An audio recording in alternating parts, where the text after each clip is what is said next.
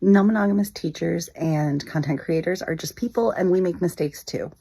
And one of the ones that I end up making over and over again over the years is that I really want my relationships to be understandable or legible or like understood by all of the people in my life. And I get really upset when I realize that they're not, right?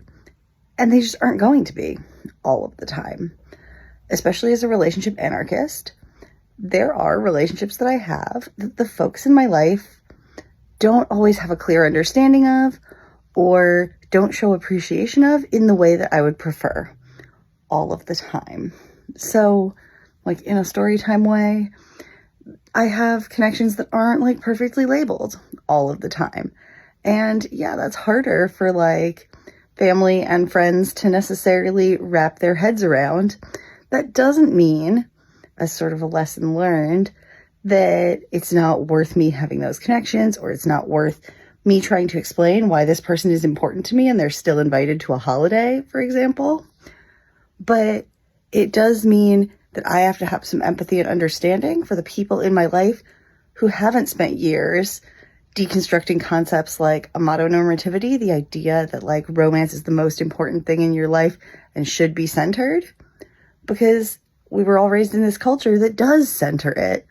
And so if they haven't spent a lot of time considering this, they do ask me questions like, but why would you do this for just a friend?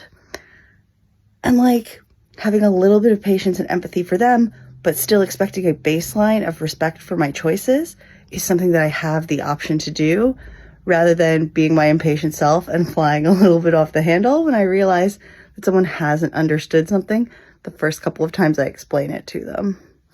So like, I guess that's one of my biggest lessons learned and mistakes made in my relationship anarchist journey.